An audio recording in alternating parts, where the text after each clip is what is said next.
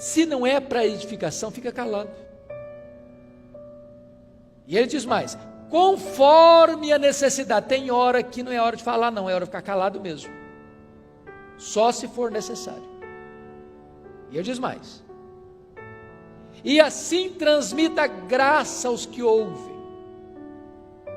Ou seja, a minha palavra precisa ser abençoadora, precisa melhorar o ambiente, precisa trazer alegria, precisa trazer restauração, precisa costurar a unidade, precisa construir pontes em vez de cavar abismos.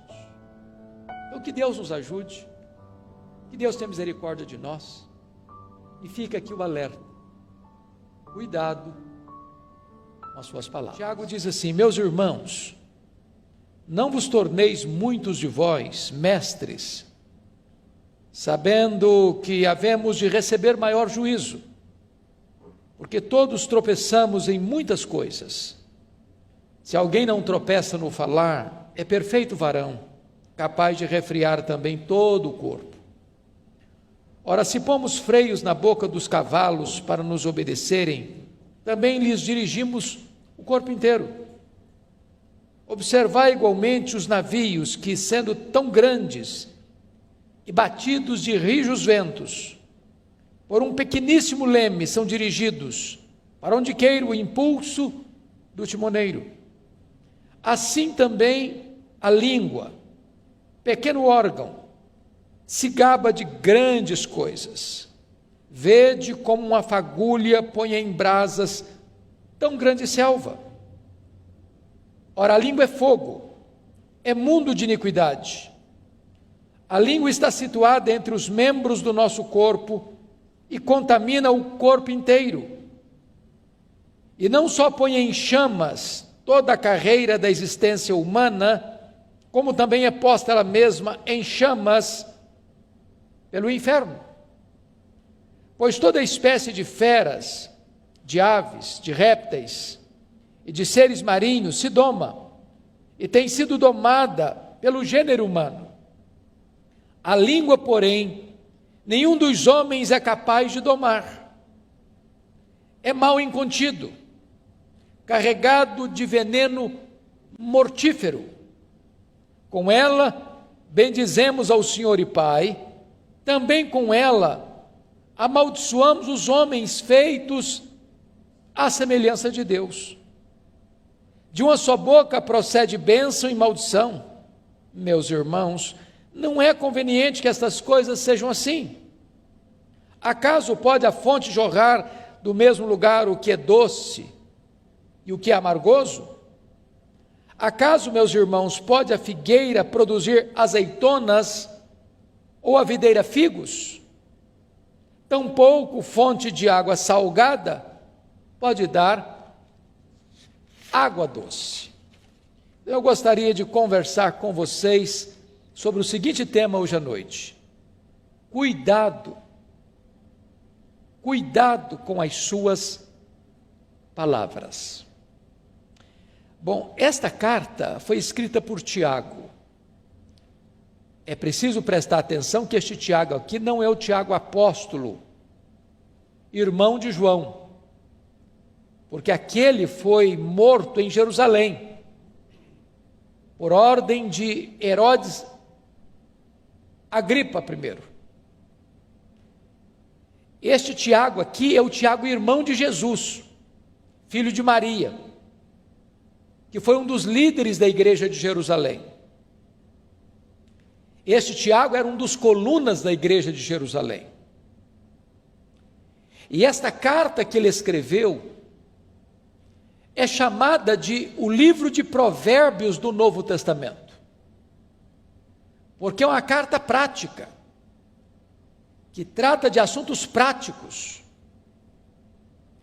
Ele traz no bojo desta carta quais são as evidências de uma pessoa salva pela fé. E ele evidencia então que você prova a sua fé em Cristo mediante as obras diante dos homens. E um dos assuntos práticos que Tiago trata nesta carta é exatamente a questão do cuidado com a língua.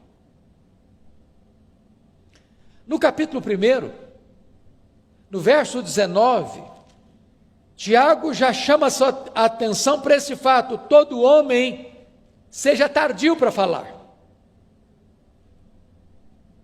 O silêncio é mais eloquente do que o falatório desproposital.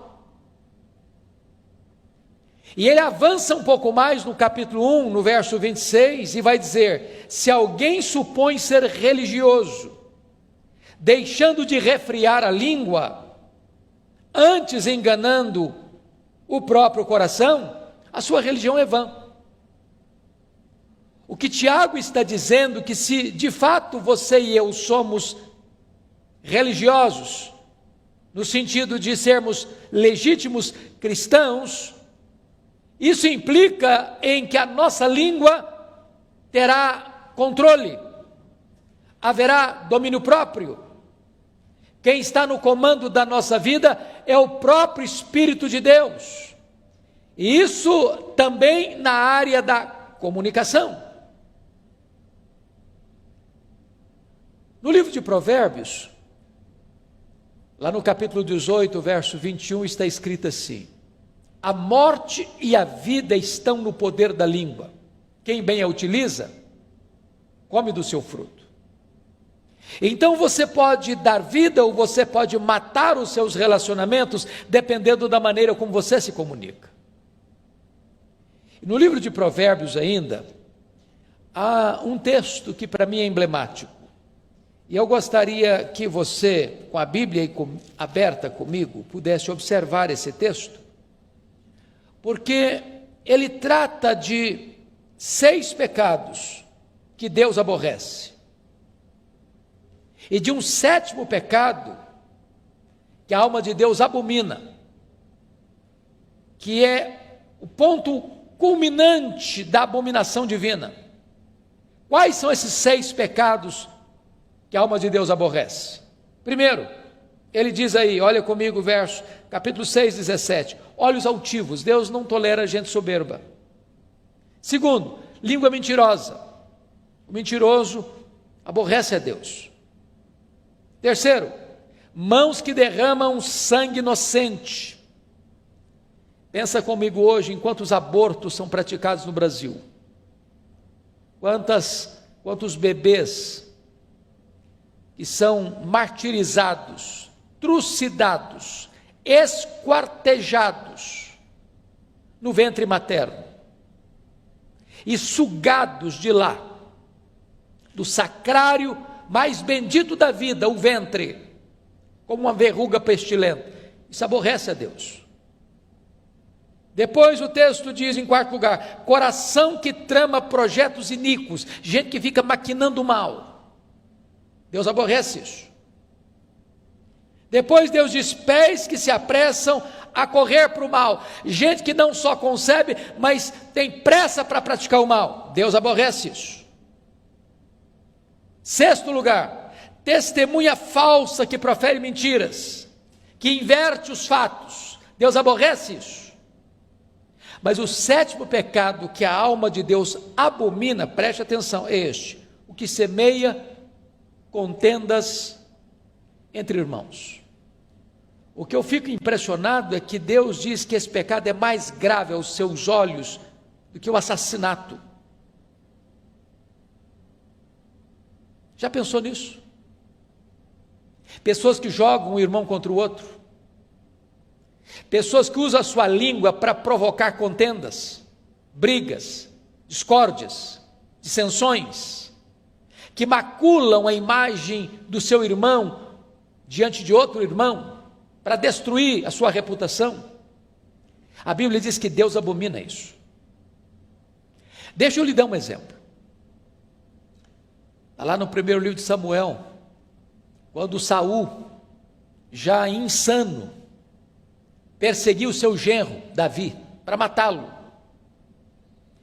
E diz a Bíblia que nessas fugas de Davi, não porque Davi tivesse medo do seu sogro, ou porque Davi fosse covarde, Davi tinha consciência de que não podia atentar contra o seu sogro. vingar-se do seu sogro. Então, certa feita, ele passou por Nob, onde havia uma comunidade de sacerdotes. E Davi foi acolhido ali por eles. E um indivíduo chamado Doeg deu um relatório tendencioso, malicioso, maledicente a Saul. E Saul se enche de fúria e vai a Nob e mata 85 sacerdotes. Mata homens, crianças, uma chacina, um derramamento de sangue, porque alguém maldoso joga uma pessoa contra outra e cria um cenário terrível de conspiração que leva à morte de muitos inocentes. A língua é perigosíssima. Então, cuidado com a sua língua, cuidado com as suas palavras. Voltando ao texto que lemos para expô-lo, abra comigo então, lá em Tiago 3. E Tiago começa alertando para o seguinte fato. Olha comigo, versículos 1 e 2. Meus irmãos, não vos torneis muito sabendo que havemos de receber maior juízo. Então, preste atenção. Quanto mais alta a posição que você tiver, mais de você será exigido. Quanto mais privilégios, mais responsabilidades. O grau de exigência vai crescer. Mas no verso 2 ele diz assim: porque todos tropeçamos em muitas coisas. A primeira realidade que eu noto nesse versículo é que Tiago está sendo prático e honesto. Se você é uma pessoa honesta, você sabe que você também, como eu, nós tropeçamos. Tropeçamos na nossa própria língua. Quantas vezes nós falamos quando não devíamos ter falado? Quantas vezes nós nos calamos quando deveríamos ter falado? Quantas vezes as nossas palavras não foram as melhores, não trouxeram edificação? Quantas vezes as nossas palavras não transmitiram graça aos que nos ouviram? Então, todos nós tropeçamos em muitas coisas, e Tiago diz: se alguém não tropeça no falar, é perfeito varão, capaz de refrear todo o seu corpo. Então, diante deste aspecto, Tiago vai nos ensinar 3 lições aqui que eu quero destacar do texto. Primeiro, é que a língua tem o poder de dirigir. É isso que ele trata nos versos 3 e 4. Segundo, a língua tem o poder de destruir. É o que ele trata nos versos 5 a 8. Terceiro, a língua tem o poder de deleitar, trazer prazer. É o que ele fala dos versos 9 a 12. Então eu quero tratar com você desses 3 aspectos da língua. Ela dirige, ela destrói e ela deleita. Vamos olhar então a primeira lição. A língua tem o poder de dirigir. E no verso 3, ele compara a língua como um freio de um cavalo. Um cavalo é um animal doméstico, que é usado para o trabalho doméstico, ou para montar, ou para o serviço. Ele tem uma força descomunal. Você não consegue medir forças com um cavalo. Porém, quando o cavalo é domado, você põe nele um freio. E mesmo que uma criança suba na sela, com as rédeas na mão, aquele cavalo obedece o comando.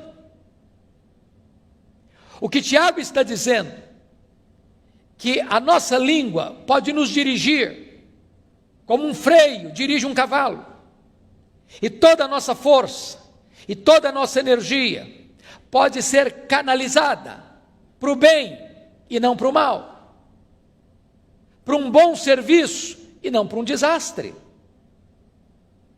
A segunda figura que Tiago usa, está no verso 4, eu peço que você observe comigo.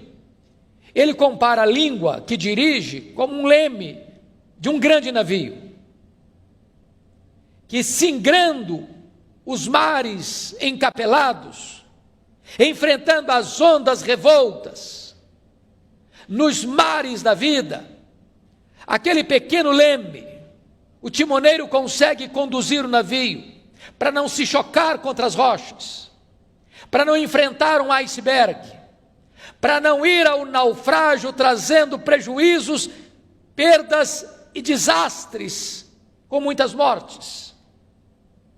Então Tiago está dizendo que da mesma maneira que um leme pode conduzir, o timoneiro pode conduzir o navio nos mares revoltos da vida, se você tiver domínio na sua língua, se a sua língua estiver domada pelo Espírito Santo, você vai ser conduzido em segurança, não permitido que você produza desastres por onde você passar. Este é o primeiro aspecto. Bom, você conhece tantas pessoas que por causa das suas palavras levam pessoas à ruína.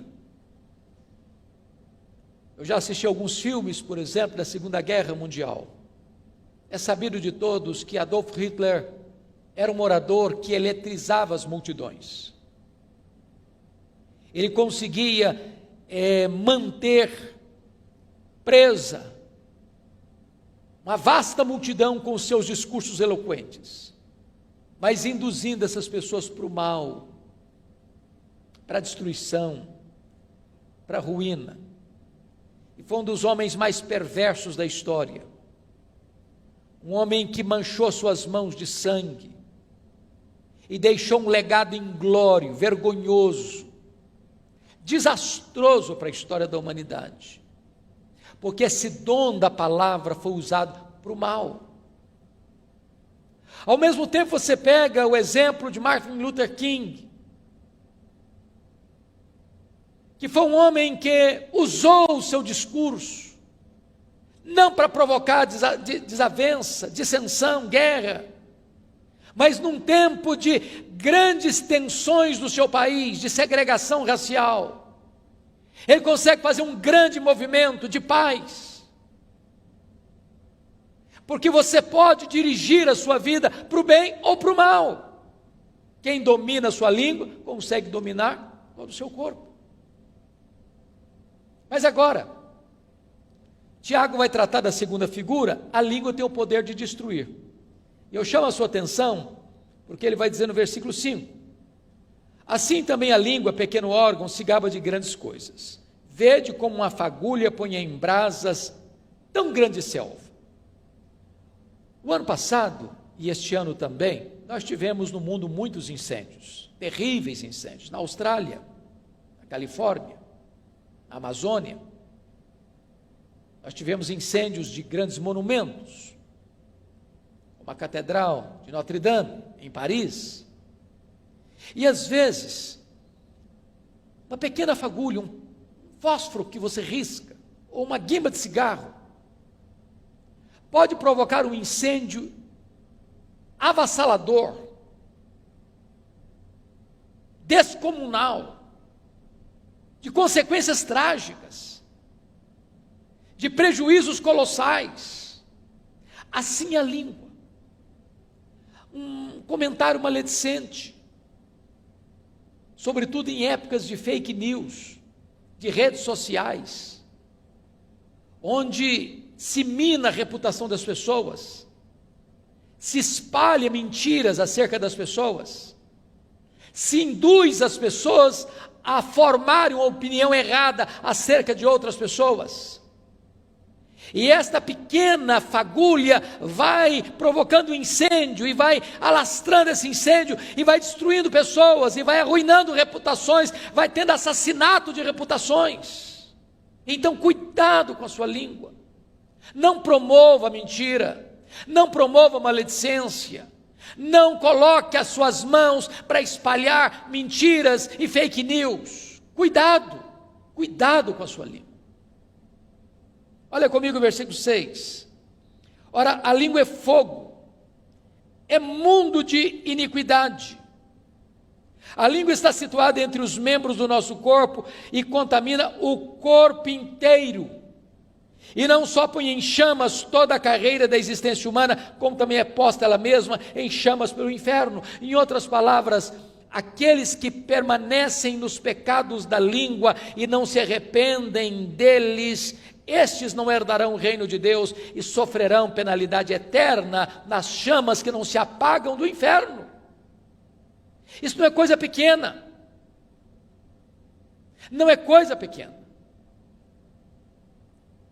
Nós já falamos aqui à luz de Provérbios 6, que este é o pecado que a alma de Deus abomina. Mas deixa eu dizer algo para você ainda. Além da língua ser perigosa, porque é como um fogo destruidor, agora veja comigo no verso 7, que Tiago vai dizer que a língua também é indomável. Pois toda espécie de feras, de aves, de répteis e de seres marinhos se doma e tem sido domada pelo gênero humano. Então, as aves, os animais da terra e os peixes do mar, os voláteis, os anfíbios, os peixes e os animais que rastejam pela terra, todos podem ser domados, todos, e domados pelo homem. Agora olha comigo, por gentileza, o verso 8. A língua, porém, nenhum dos homens é capaz de domar. E Tiago prossegue, é mal incontido. É mal incontido.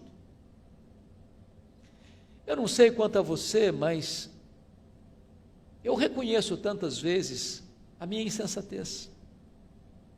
E às vezes eu fico com vergonha de mim mesmo. Porque às vezes eu falo que eu deveria ter vergonha de ter falado. Às vezes falo na hora mais inoportuna. Às vezes eu falo com as emoções exaltadas, e a Bíblia diz que isso provoca ira.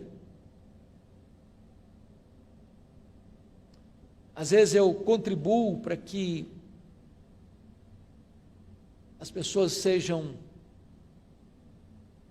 mal faladas, ou me omitindo, ou contribuindo para isso. E eu preciso admitir, à luz do diagnóstico do texto bíblico, que de fato a língua é um mal incontido, e uma fera enjaulada atrás dos nossos dentes, que até hoje não conseguiu ser domada.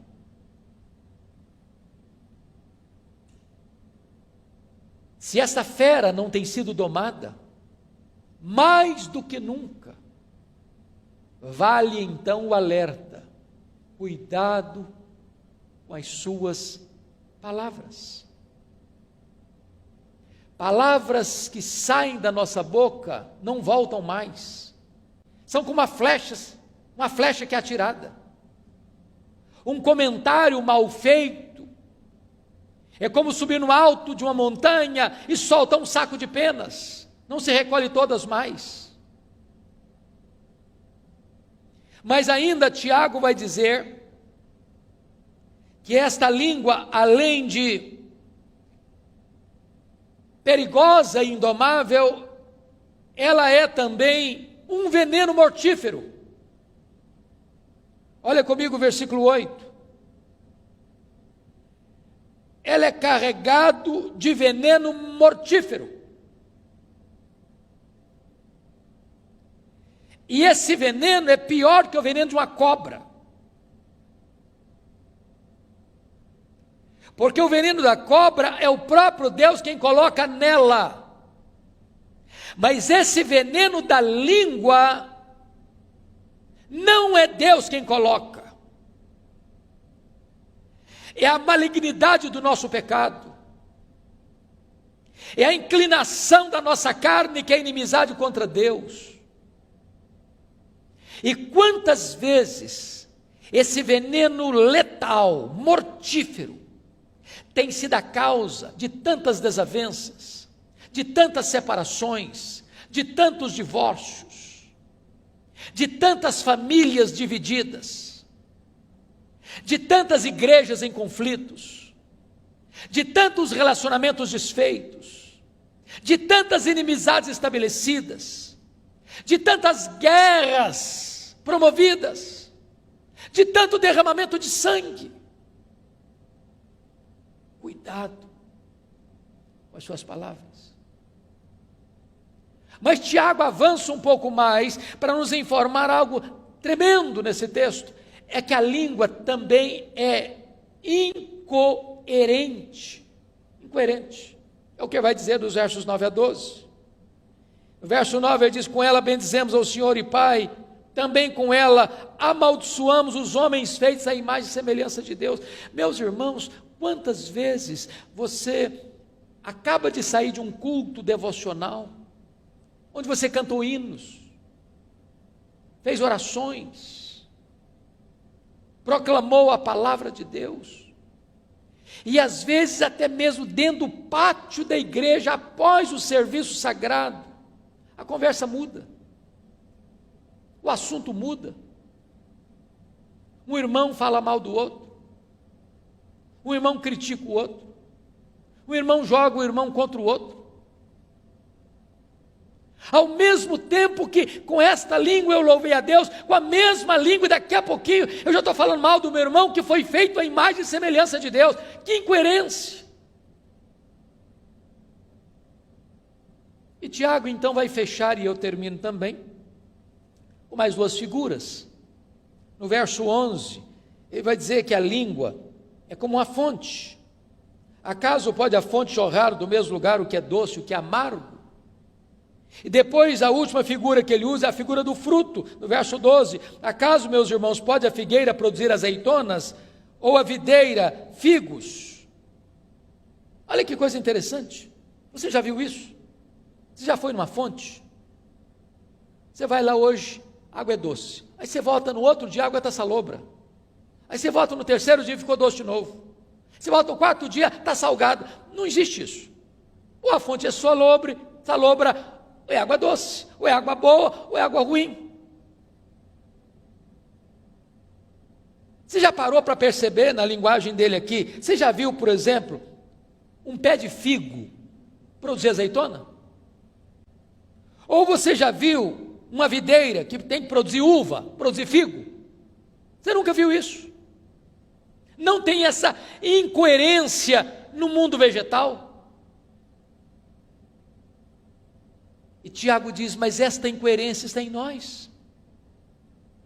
Por isso ele termina assim: tampouco, acaso, meus irmãos, pode a figueira produzir frutos azeitonas, figos? Tampouco fonte de água salgada pode dar água doce.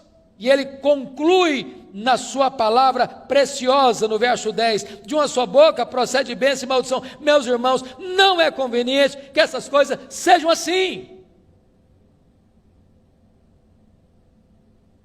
Bom, eu sei que diante dessa exortação de Tiago, nenhum de nós pode estufar o peito e dizer: esse problema não é comigo, esse pecado aí eu não enfrento, eu não tenho.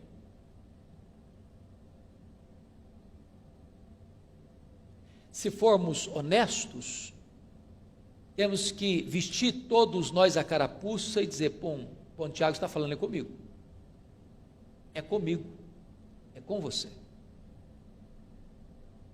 Qual a orientação que a Bíblia nos dá? Meus irmãos, não é conveniente que seja assim. Nossa língua não deve ser incoerente.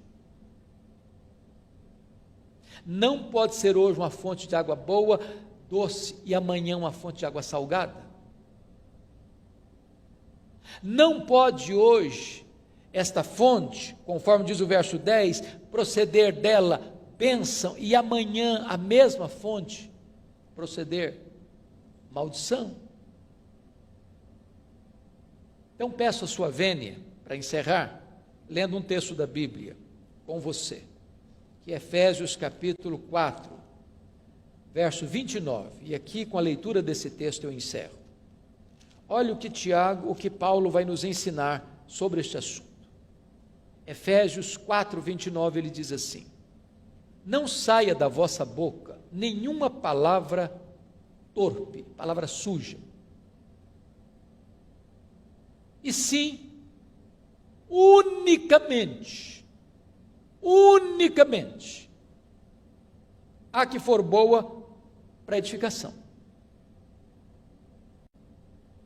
Se não é para edificação, fica calado. E ele diz mais: conforme a necessidade. Tem hora que não é hora de falar, não, é hora de ficar calado mesmo, só se for necessário. E ele diz mais: e assim transmita graça aos que ouvem. Ou seja, a minha palavra precisa ser abençoadora, precisa melhorar o ambiente, precisa trazer alegria, precisa trazer restauração, precisa costurar a unidade, precisa construir pontes em vez de cavar abismos. Então que Deus nos ajude, que Deus tenha misericórdia de nós, e fica aqui o alerta: cuidado com as suas palavras. Pastor Arival, por gentileza.